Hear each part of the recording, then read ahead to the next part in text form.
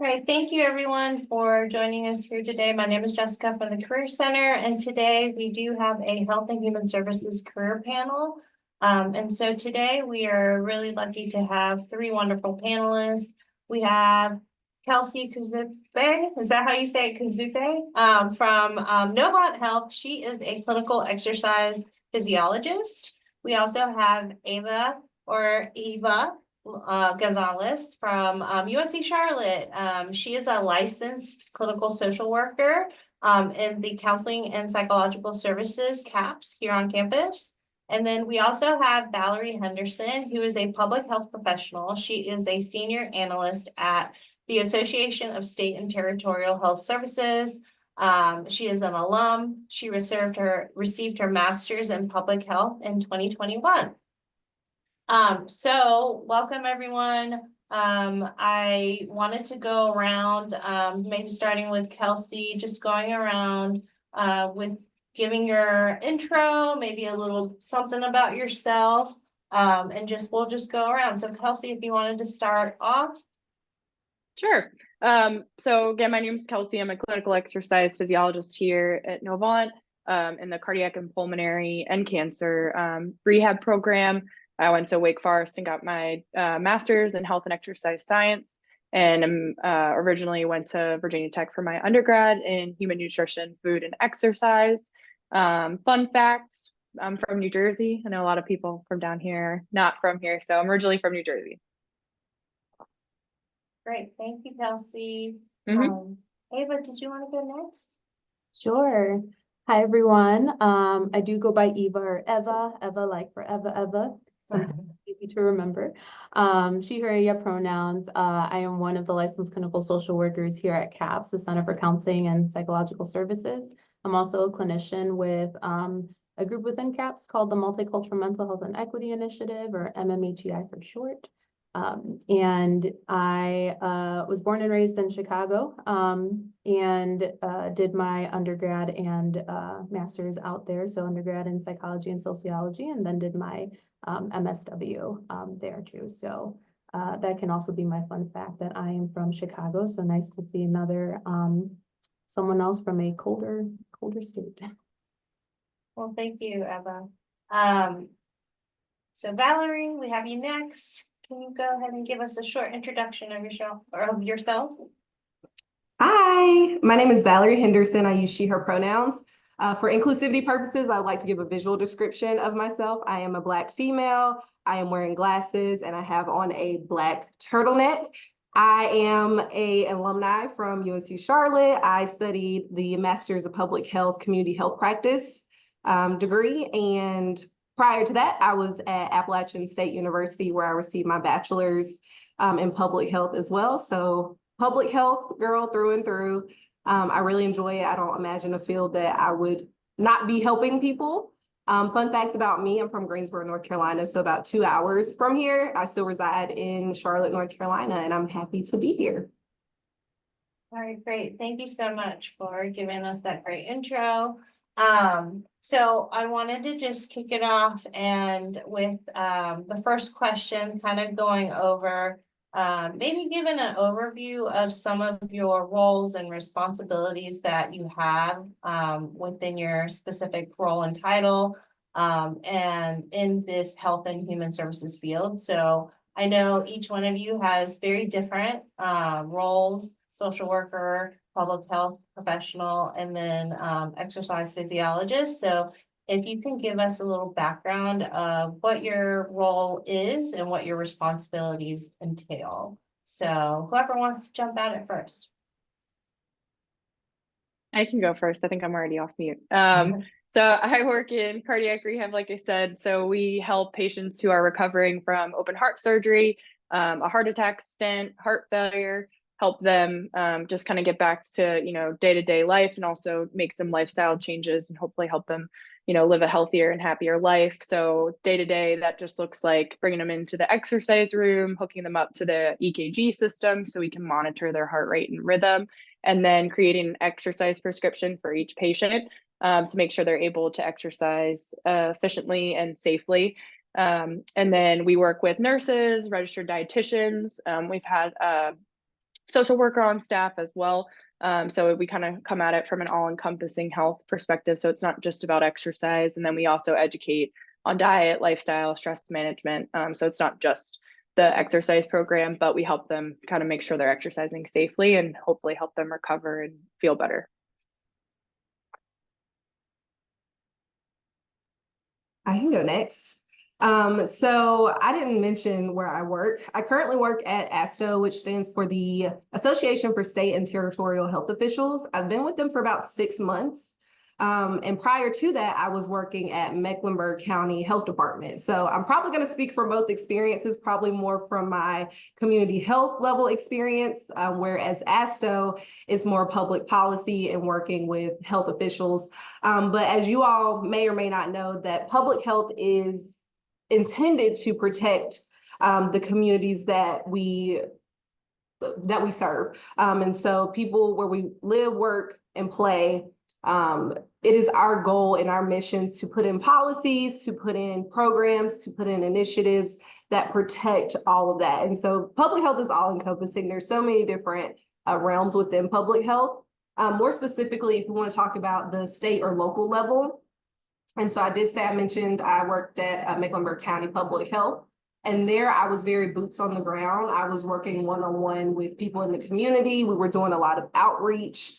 There was a lot of programs that we were putting on, specifically within HIV, because HIV is highest prevalence in North Carolina, specifically Mecklenburg County. And so transitioning to this new role at ASTHO, I work more so on the higher level. So looking at policies, looking at technical assistance requests from the state health officials. So every state in the US has a health official assigned to them. And so based on their needs of their state, they'll reach out to us for specific needs. And so it's varying as far as where you can go with public health, but for the most part, it is intended to protect the communities that we live in. All right, I'll share a little bit about what I do as well. But at the Counseling Center, being a licensed clinical social worker here, each day is different. And so within a week, I could be meeting with clients and so students individually for individual counseling, doing group therapy if I'm running a group, workshops on a lot of different topics related to mental health. I could also be on some of our shifts where we are accepting students or meeting students for the very first time for their initial appointments. And so that could look like meeting with someone that just wants more information, also meeting students in crisis. So that can look like a lot of different things. Also in training, so can be talking about just different things that we're doing here as a center that does offer training as well. So I could be meeting with one of our MSW interns or having conversations with them in supervision there.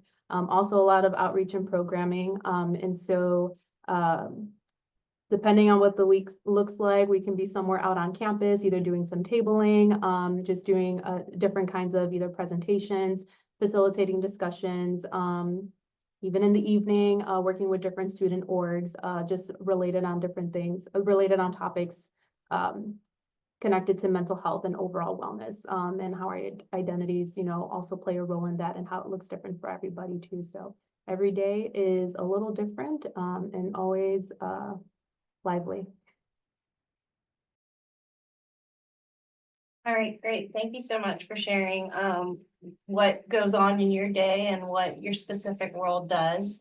So I think everyone has something a little different, but I see the common theme is things are different every day. It's not the same mundane routine. And just because your title has this specific thing, sometimes, it doesn't mean that you only do that. You dip in your hand in different areas as well.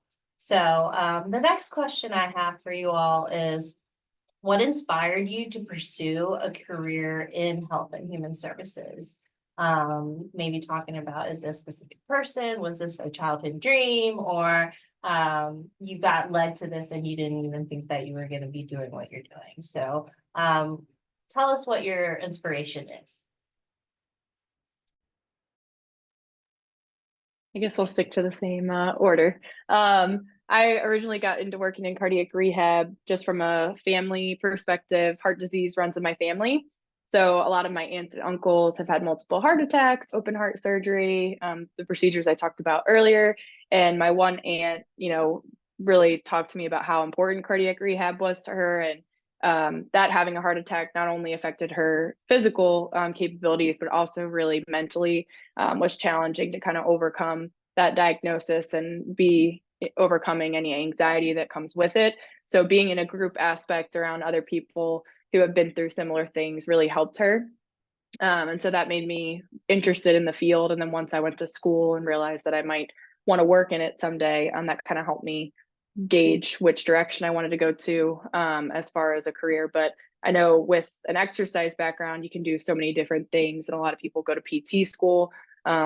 I'd worked in a physical therapy office for a while and kind of realized that might not be exactly what I wanted to do. And sometimes that can kind of scare you a little bit when you think you had a plan and then all of a sudden that plan changes. But I was happy to find out that there are other opportunities for people who enjoy exercise but might not want to go the PT route. So I was really thankful that I had that family tie and someone who could tell me about a career that I didn't even know existed. So that's kind of how I got into it.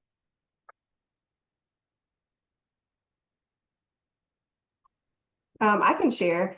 My answer is a little twofold. I remember very specifically applying for a scholarship within my church. This was going out of high school into college, and I always remembered, I'm like, we always pray for healing and we always pray for people to be better. However, there are systems that are not in place to help people get there. And so for me, I always was curious, like, what is it aside from prayer that I can do in order to help people be healthier individuals? And so from there, I went to Appalachian State, and I actually got very invested in HIV, sexually transmitted infections, and viral hepatitis. So that's my wheelhouse. But a lot of people don't know that public health looks at the systems that are put in place that affect a lot of the issues that come with it. And so thinking about Kelsey's situation, thinking about heart disease, like, what are the causes that people suffer from heart disease? It's because sometimes people may not live in an area where there's a grocery store accessible to them to where they can comfortably go, and we call it a food desert. You can't go to a grocery store and have options to healthy fruits and vegetables. And so they're left going to, the local convenience store. Even from a Black woman's perspective, looking at racism, historical racism, classism, sexism, all the isms that cause a lot of the public health issues that we have today, which trickle down into our heart disease, our diabetes, our HIV. And so for me, I didn't want to solve the problem. I didn't want to put a Band-Aid over it. I want to look at what is really causing these issues. What are the systems? What are the policies in place? What are the barriers that are around us that are not allowing us to reach optimal health? So it really started when I was young in church. We were praying for healing, and I'm like, we're praying for healing, but we're still eating fried chicken afterwards. That's not really making sense to me. And so that's how I landed in public health, and I love it, love it, love it, love it.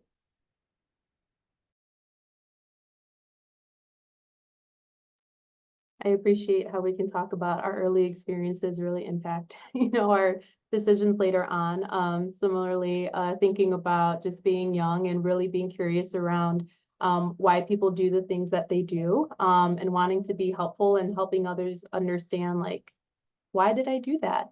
And I identify as Latina. I grew up in a very Mexican-American household. And so it was very evident growing up that maybe some of the conversations that we have or did not have at home were different from some of my peers and some of the others around me too. And so definitely psychology was something that I wanted to dive into, but it wasn't until I also stepped into sociology that really expanded my passion for understanding how, if we want to understand somebody at the individual level, we need to know what systems they are a part of and how those systems really impact them. So Valerie, thank you for doing the work that you do and for naming those things as well, which really drove me to really move forward with an MSW and become a social worker, and really bridging those things together in order to help support someone navigate through this world and finding healing in a way that makes sense to them and their identities as well too. And so definitely supportive of quality access to services for all.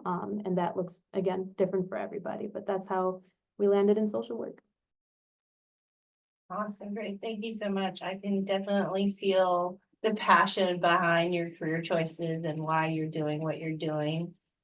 So thank you so much for, I think a lot of the health and human services careers come from people that all want to help each other and others, and that diversity perspective, trying to be inclusive and thinking in various perspectives. I think a lot of people in this line of work have that. So thank you so much.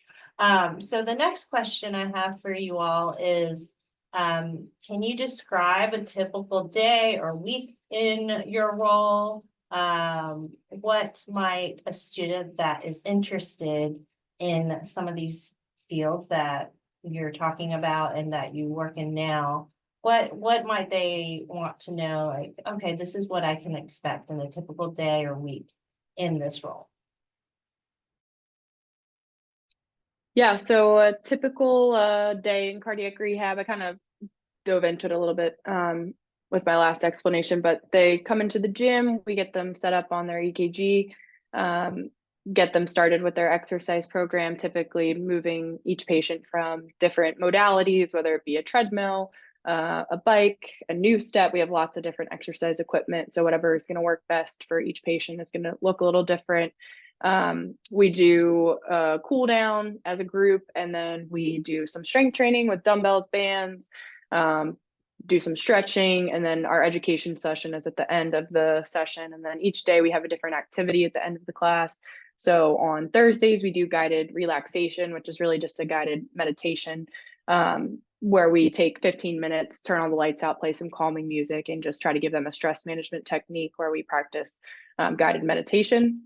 So that's another little tidbit that we do each day. And then for any student that would be interested in getting into cardiac rehab, we have interns that come, we have volunteers that come. We can use all hands on deck. So it's really great to learn hands-on. I think, you know, like I said, sometimes you have an idea in your mind of like, okay, when I grow up, I want to be whatever it might be, but then you actually, you know, get your feet wet and get experience. And then that's kind of when you realize if you think you can see yourself doing it or not.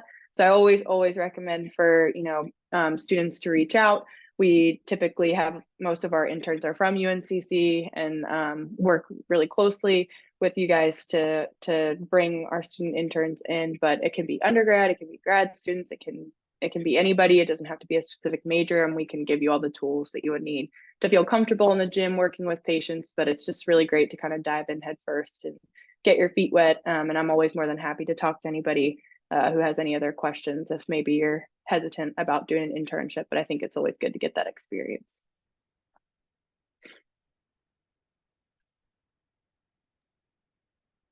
Well, I'll talk to two parts because again, I've been in this role for about 6 months. And so we're actually starting new into our project. So a lot of my day-to-day is project management, which is not all that great. But if we're thinking about public health and what it is at its core, I would like to speak on the Mecklenburg County Public Health Health Department experience.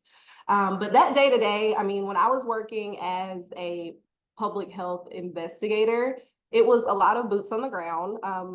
Again, I worked in the HIV/STD division, and of course, Mecklenburg County, highest rate of new HIV cases. And so it was, we have this thing called the EHE. It is Ending the HIV Epidemic, which was a national plan put out by the administration to end HIV by 90% by 2030. And so they had these different pillars, which was to diagnose, which was to treat, and there was two others to do contact tracing, and there was another one. But anyway, my primary responsibility was to go out into these communities. And so a lot of times I would be at homeless shelters, I would be at assistance if they need rental assistance. We would literally set up a mobile unit and offer free rapid HIV testing. We would go to tons of events. We've done some at UNC Charlotte. We've done some at Pride parades. Pride parade was a big one for us. We worked with a lot of different organizations within Charlotte, a lot of nonprofits who were also working to end the HIV epidemic. But collectively as a unit, we were trying to end the HIV epidemic by going out and testing people, educating people on HIV, especially our more at-risk populations or at-reasons populations, because we don't like to say risk, but what is their reasoning for getting these things? And that was really the bulk of public health boots on the ground work. As I transitioned out of my public health investigator role, I became a health program supervisor. And in that role, I was responsible for all of the marketing, all the social marketing within Mecklenburg County that related to HIV STDs. And so it was doing campaigns and working with vendors and making sure that the things we were putting out were culturally competent, because HIV primarily affects Black people, but you don't want to put on a big billboard, because you're Black, you're more at risk for HIV. You want to make it in a way that it is tailored to a specific population, but also doesn't out them, if that makes sense. And so a typical day could be going back and forth with leadership and making sure that, hey, are we being inclusive? Are we reaching, our target population? Are we, not target population, but our priority population? And there's just a lot of program management things that go into public health work as well, but it's very niche, and it depends on where you go within public health. The day could vary a lot.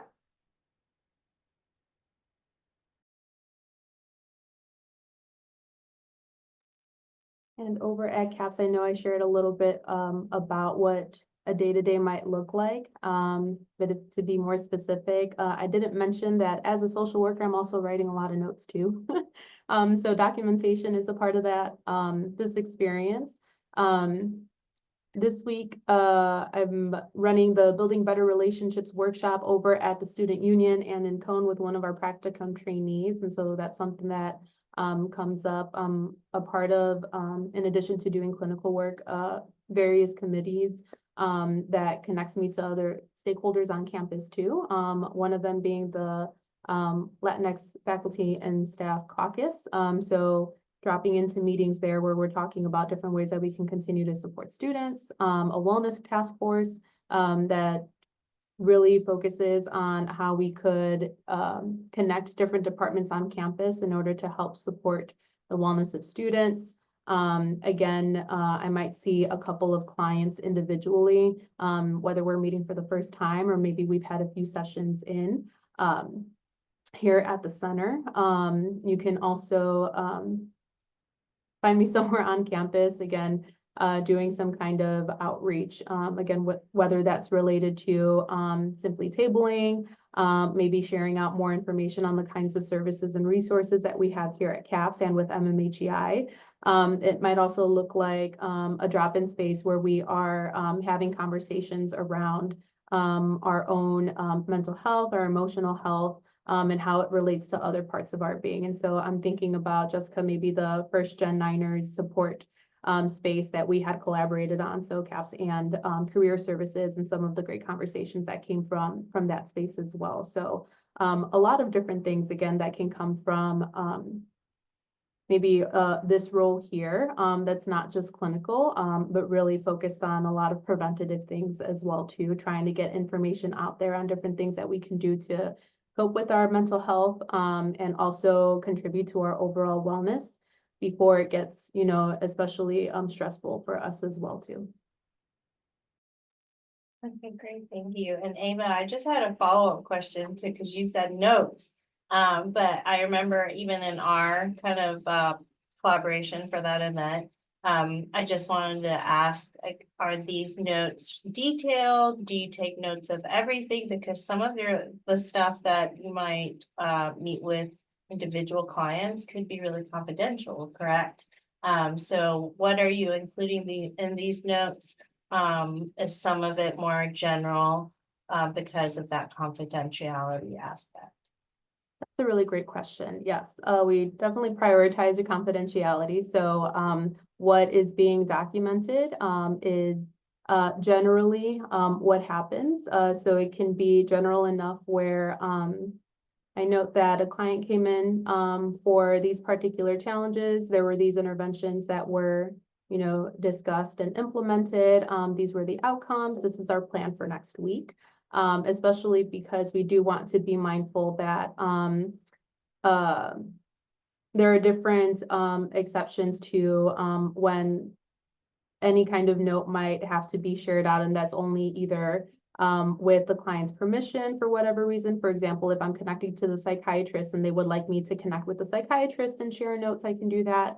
And just wanting to be protective of their own privacy too, as well. So even when things do get shared out at their permission, or if for some reason, you know, in my experience, yeah, this has not happened specifically, but if for some reason, you know, their notes or documents were to be subpoenaed, we connect with our own legal services first around that, but still wanting to, even if things were to be shared out, like that they are still as private as possible too. There have been times where I've even sat with the clients and like, all right, we're doing this note together so that you can also see what is doing here. Again, being creative with how we might want to support a client through that as well. So that's a really great question about notes as well too, because we do talk about that, especially when meeting with a client for the first time, that these conversations are confidential. There might be some things that I'm documenting, but also being mindful about how those things are being documented as well. And even with things like outreaches, you know, even if I have a conversation with a student on campus, documentation looks different, right? Maybe I'm noting that I just met with a student, but I'm not going into detail about everything that was talked about like I would maybe in a session or a different setting as well. All right, great, thank you.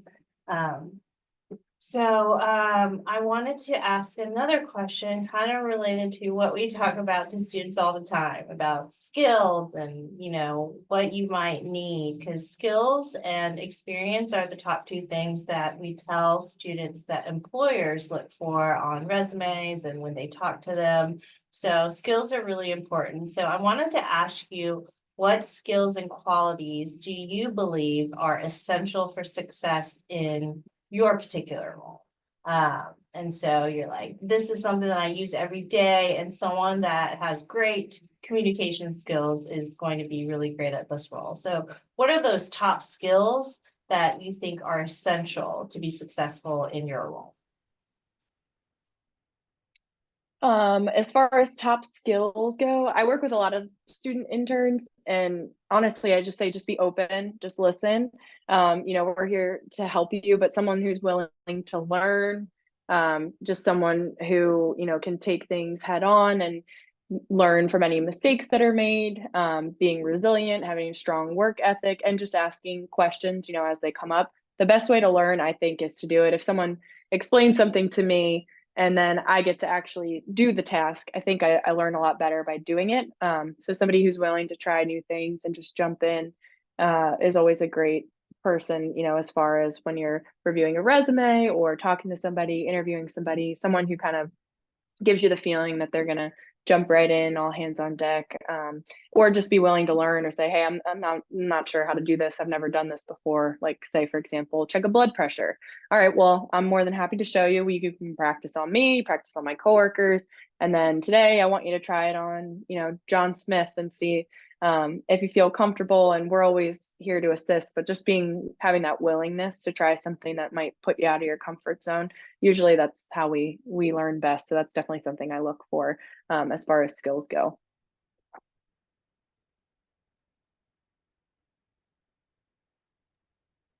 As far as skills and qualities, I would say with public health, it's a lot about collaboration. It's a lot about partnership. It's a lot of not necessarily what you know, who you know, connecting the dots. And so if you have the ability to think outside of the box and connect to different organizations or just different people who could help elevate what you're trying to accomplish, I think that is a really big skill within public health. Being able to network is also a big one. Aside from that, definitely critical thinking and leadership skills. A lot of public health is people who actually want to do the work, because public health people don't get paid a lot. And so we do really look for people who are passionate about the work and take the initiative to go above and beyond, because you really have to enjoy doing this. And then the last skill I would say, as far as what I do now, which is more project management, which would be like an eye for detail or any project or process management skills that you may have, ability to find like holes and areas of improvement, I think are good skills to have when you work for a project management based organization.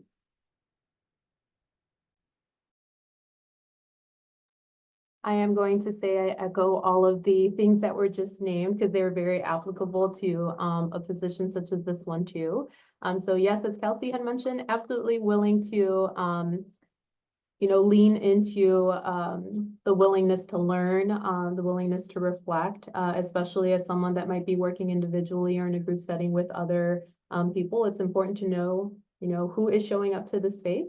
I would also say that a conversation that I think is happening more and more with employers, especially in this particular field of social work, is what boundaries maybe someone is establishing in terms of like what a work-life balance looks like, especially with wanting to make sure that you can support clients while also taking care of yourself as well too, and how these things can impact each other. And I would definitely say advocacy. So anything that highlights your advocacy skills as a social worker, because you will be collaborating with other people, whether they be different agencies, community providers, departments and within the agency that you're in order to be able to support and connect your clients to more services.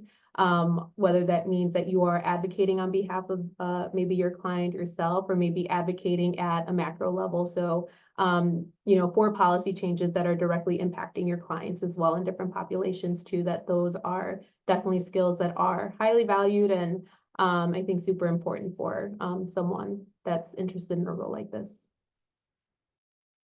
Great, thank you for sharing those top skills and qualities. Now I wanted to shift over into kind of mentioning some of the challenges that you might face in your work. So what are some common challenges or obstacles that you've encountered in your work? Some things that you have overcome, and how did you overcome those?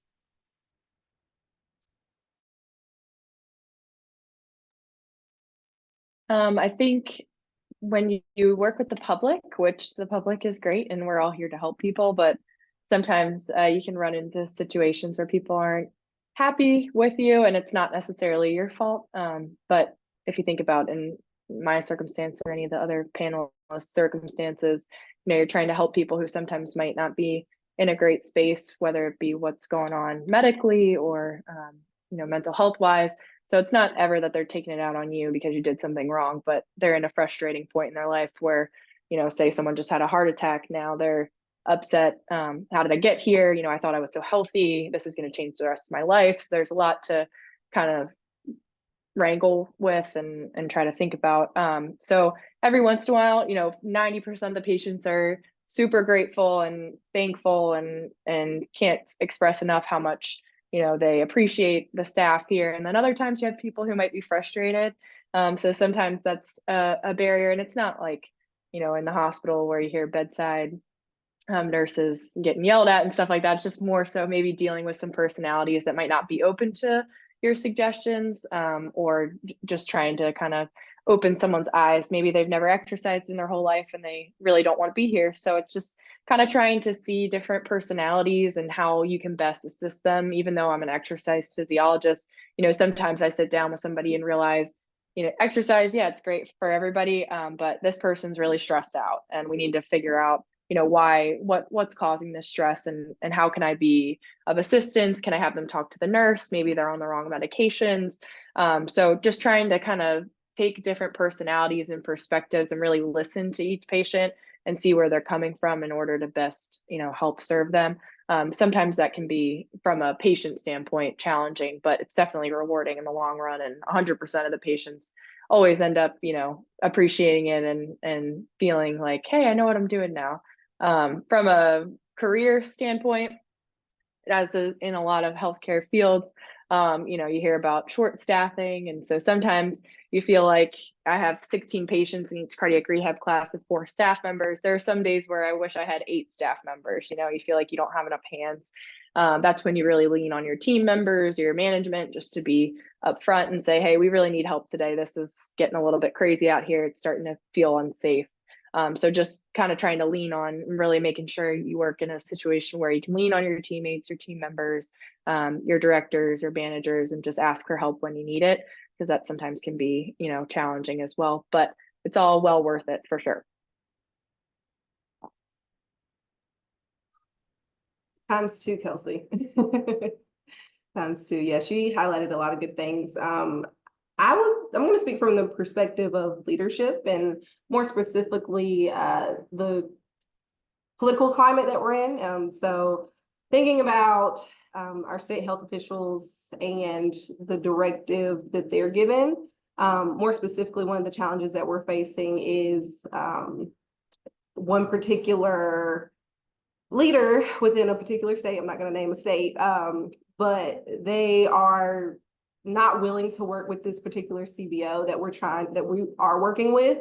And so it's a lot of rift and pull, because that CBO is focused on LGBTQIA plus rights. And so if you have a governor, or if you have a state health official who doesn't support, some of the work that you're doing, there's going to be some tension there. And so that's one of the biggest challenges I've been facing in my current role. And it even translates over to the local level as well, because a lot of the times we would be doing the hands on the ground, boots on the ground work, and we would see all of these issues, and then we would express it to leadership, and they're like, no, this is how we want it to be done, or this is how the state wants it to be done. And it was just frustrating, because the state is giving us directive, but they don't know the issues that we're facing on the ground. I think it's very, very important for anybody in a leadership role to consider the subordinates, the people that are reporting to them, and their experiences and the things that they see within their day-to-day work. So those will probably be my biggest 2 challenges within both of these roles and how they overlap. I'm smiling so hard because yes to both of these things. I certainly agree and want to continue to even expand on that as well. Is running into a lot of very similar challenges, and I think in all different parts of speaking on social work as well. I do feel like as we see changes in policies and how that can trickle down and also impact the different systems that we are a part of, and how that directly impacts how we can, deliver services or in what capacity, and then also trying to meet the demand that is present, and then looking at like how many resources we actually have, whether that is the number of people or clinicians that we have, maybe the financial resources that really help to really bring a lot of these services to fruition, can be a real challenge a lot of the time too. And so then leaning on being creative and collaborative, again, with different people. So I am very blessed to have been surrounded by a lot of different colleagues that are just really quality clinicians, and have been so creative and collaborative to make sure that even when there are barriers in place, being able to figure out, okay, how can we still make sure that students and clients are supported, and it just looks a little bit different than what we planned. As we are at a larger level, letting higher ups know, like, hey, these are what our clients are saying, these are what students are saying, the people that we are serving, this is what is being said, these are the needs. What can we do to be able to support them and bridge that gap between maybe what policy and those that make policies and make those decisions around policy, and what's actually happening, and how can we bridge some of that together. So I definitely echo and support both what you, Valerie, and Kelsey are naming these things, because yes, it is it's hard out here some days and we're trying the best that we can. Okay, thank you so much for sharing those challenges that you're facing. I also wanted to say, Kelsey, for your clients and your patients, they might be, do you see some of them going through like, because they're in that hospital setting, right? Maybe some of their frustrations could be coming from actually physical pain that they're going through, right? And they Definitely. might come at you at this kind of, because when I'm in pain, I'm not gonna be at the happiest mood, Oh, yeah. correct? Nope, Right. nope, yep, definitely. It can be physical pain too. And, one of the procedures is coronary artery bypass grafting. So that's an open heart procedure where they go in through their sternum and open their chest and will go around a clogged artery with a graft from their leg or their wrist. So it's not a joke. And, usually they aren't even allowed to do anything with their upper body for at least 8 weeks. And a lot of it is, talking with them about their pain, or it could be somebody else who has a blockage that they can't fix. They can't put a stent in, they can't do open heart surgery. They have to manage it medically. And I always tell my patients, listen, if I felt this way, I would not be happy either. Like, I hear you. I, want you to feel better. And this is probably so frustrating, especially when patients feel like they're not being heard. Whether it be, I went and saw my doctor, I told him, I'm having pain, and they didn't do anything to my medications, just kind of being that sounding board of like, listen, I hear you. I wouldn't be happy if I were in your shoes either. Like, this is what we're going to do to try to help you. These are my recommendations for you. And I'm not going to make you do anything that's causing a severe amount of pain. Like, you're going to be a little sore tomorrow, but you shouldn't be, writhing in pain during the exercise session. So that's definitely a good point. Yeah. And I do have one question that kind of is a follow-up from this round of questions about the challenges. And I know it wasn't originally on the question list, but just jump in, anyone, if you wanted to, because I'm a huge person on self-care. And so is our office here at the Career Center. But I wanted to ask a follow-up from some of these challenges and obstacles that you face in work. How do you take care of yourself? Because sometimes I feel like you are also passionate and want to help the people that you encounter and the work that you do, that sometimes it might carry on outside of work, and you might be thinking about it, right? So how do you take care of yourself? And Eva, you mentioned boundaries, right? So how do you take care of yourself and make sure that you're okay, and then you can come back to work and still carry that passion on and not be so stressed out? I can hop in. I think this is a really good point for when people are starting to look for their careers. Looking at the benefits that a job offers, a lot of the times employees will have EAP programs. So am I saying that right? Employee assistance Programs. Thank you. There we go. And so within that, counseling sessions can be offered, and a plethora of financial services can be offered. So making sure that you are looking at jobs, particularly with those specific benefits. In addition to my job in particular, they give us a floating Friday. And so every other Friday we can have off.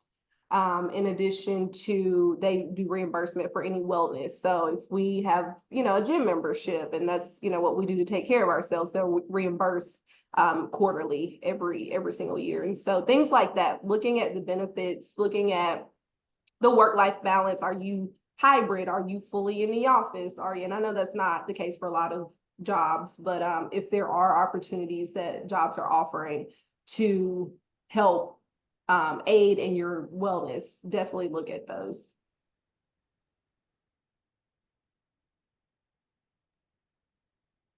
I think to highlight, Oh, go ahead, Eva. thanks, Kelsey. To highlight some of,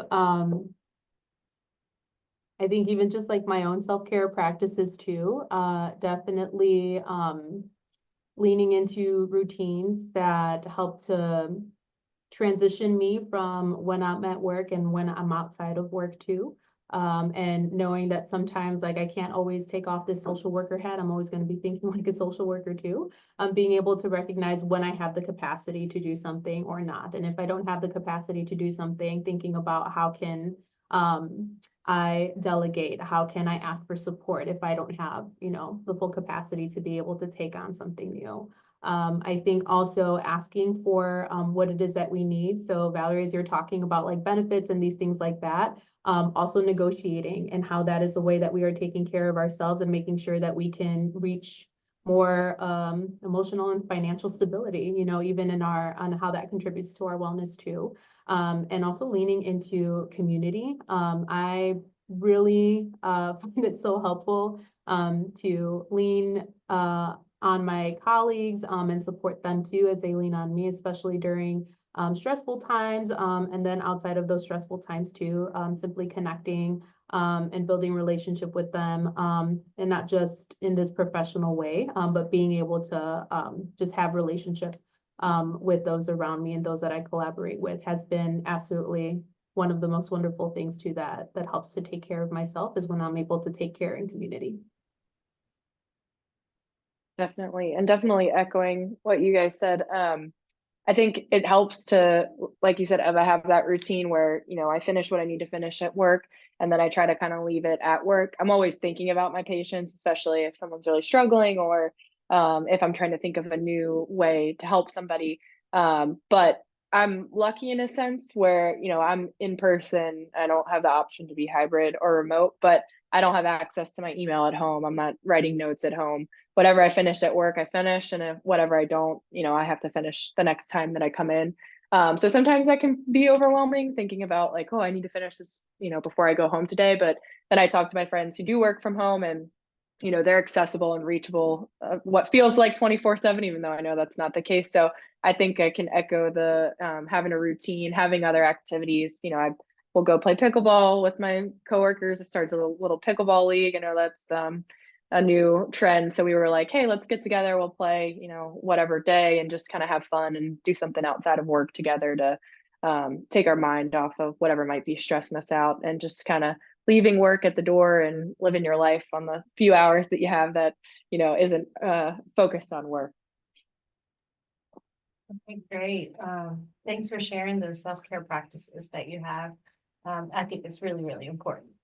My next question, because I think students are always wanting to know what's kind of like what you mentioned, Kelsey, but not related to pickleball. What's on trend and what are some emerging issues or current things that students need to be aware of? What do you think that students should be aware of when it comes to health and human services, maybe specifically to your career path or the role that you have? What are some of those current issues, emerging issues that students should be aware of?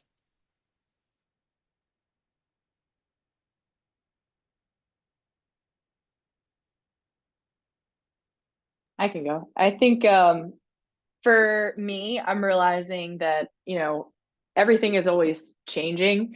So things that I learned in grad school, which wasn't all that long ago, it feels like forever ago, but a few years ago now may not be what's guiding our research or what's guiding our protocols. For a long time, strength training was thought to be not beneficial for cardiac patients. And, we want them to focus on cardio and do as much cardio as they can, help get their heart and lungs stronger. If weight loss is a goal, that'll help burn calories. And we weren't promoting strength training quite as much. And now there's lots of research that shows that strength training is beneficial for everyone. Doesn't matter if you're 80 years old. It doesn't matter if you've never done it before. It helps build muscle mass, helps with bone density and just strength, being able to lift things like your groceries, carry them into the house. So I think I kind of realized that, what you think and what you learned in school doesn't always stay that way. Or what you learned in school, it is obviously super helpful.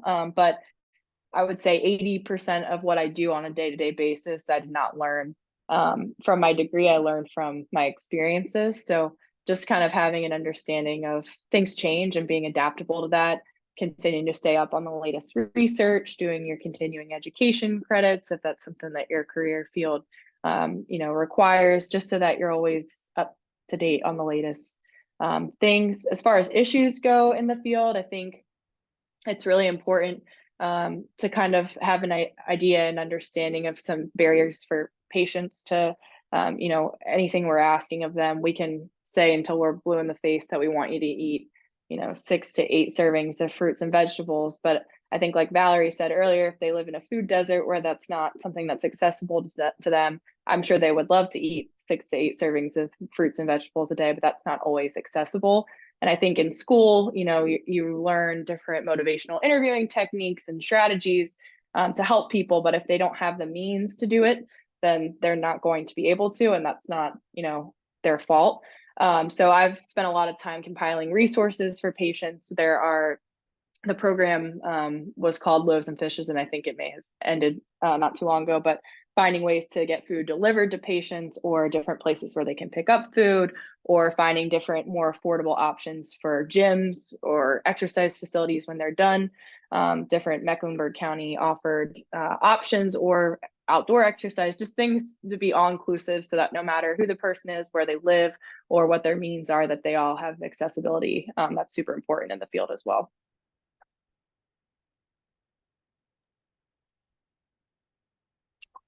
Kelsey, I mean, she summed it up really well. I think to highlight a few of the things she mentioned, if you are working within a public health field, it is important to, and I hate to say it, but policies affect a lot of the work that we do. So being knowledgeable about legislation, not only from a state level, but a local level. I always encourage local, if you are a Mecklenburg County resident, please vote. Please vote for your county commissioners, because your county commissioners are the people who are instructing a lot of these different policies. And so depending on who is within your district, who's your county commissioner, it might affect what's going on in your own streets and neighborhoods. And so definitely voting, being aware of legislation, being aware of the local politics, state politics. I know a lot of times we get so caught up in national politics, which we know election season is coming up this year, but also being aware of what's happening within your state, because it varies from state to state. What we're doing in New York, in North Carolina, in Texas, in Florida, it's all different. I would say that, and then also, as Kelsey said, being, if you're having memberships, I know for a lot of public health folks, the American Public Health Association. So if you're a member of that, make sure you are attending conferences. Make sure you are doing your extra credit, ECLs, all the different things that you can stay on top of all the emerging information as much as possible. Even with COVID, nobody knew COVID was coming, but when it came, we were fully prepared. And so thinking about all the implications that COVID gave us and how we can take that stuff and move forward. So just preparedness is the one thing I could say. I appreciate you naming about, you know, being informed. And one brief thing I'll just say about like something that's trending, and I think to be cognizant of when we're talking about even mental health, is that I really appreciate how, you know, it feels like we're talking a bit more about mental health, and it's becoming more acceptable to be able to talk about this and address them, and people are more transparent about some of these things too. And with that too, we can see how a lot of different things have influence over what that looks like. And so we can see this individualization and commercialization of self-care, right? And so just a kind reminder to everybody about, you know, self-care and healing and navigating your mental health is going to look different for everybody.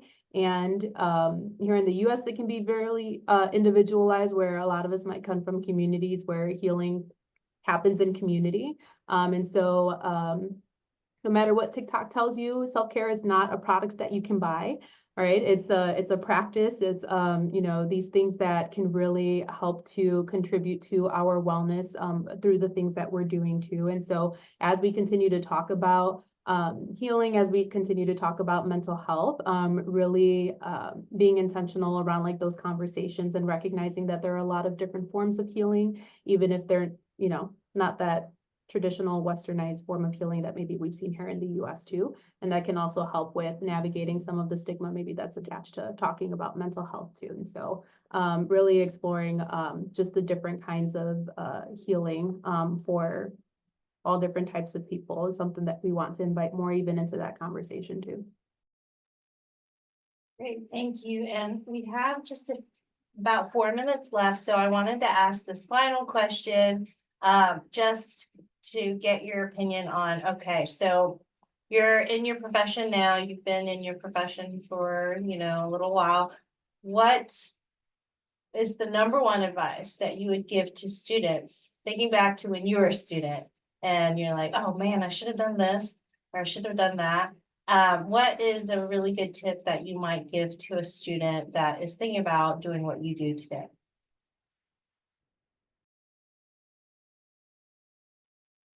Kelsey, you wanna go back to our normal routine roundabout? Okay, Sure, go ahead. sure. Sorry, I was just choking, drinking some water. Some advice, I would definitely say, when I was in school, I felt like I needed to know exactly what I wanted to do and have a whole plan and everything. I'm kind of type A, if you haven't gathered that yet. So I think being okay with not knowing what you want to do is fine.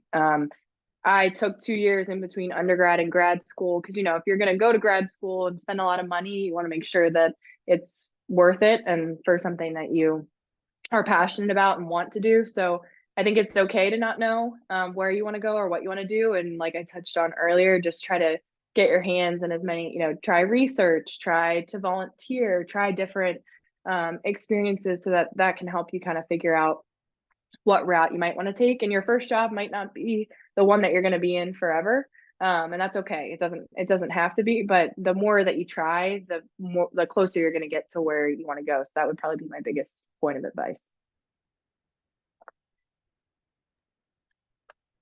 Yeah, I agree with Kelsey. I think if I had to tell my younger self something is maybe don't pigeonhole myself into an idea of what I should be doing. I think growing up in the household that I did, it was you go to college, you get a degree, you get a master's, you maybe get a doctorate. And I'm like, yeah, no, I don't think so. But giving yourself fluidity and opportunity to try different things. And if it doesn't work, that doesn't mean it's the end of the world. I think that this is a great time for people to be in the workforce, because I think there's so many opportunities these days that not a lot of people had back in the day. And so if it's one thing, just don't pigeonhole yourself, be open to other options, be flexible, be adaptable, be willing to learn about, other things, versus being very straight and narrow.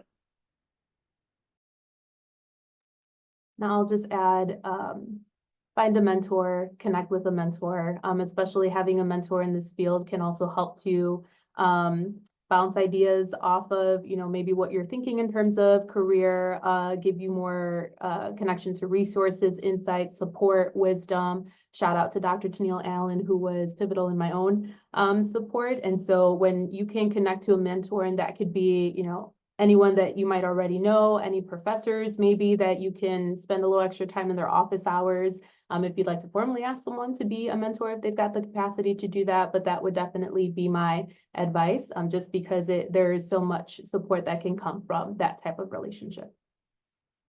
All right, great. Thank you so much. And so we're just gonna end it here. I wanted to ask if anybody had a question. Chase, if you had a question, feel free to unmute yourself or type it in the chat.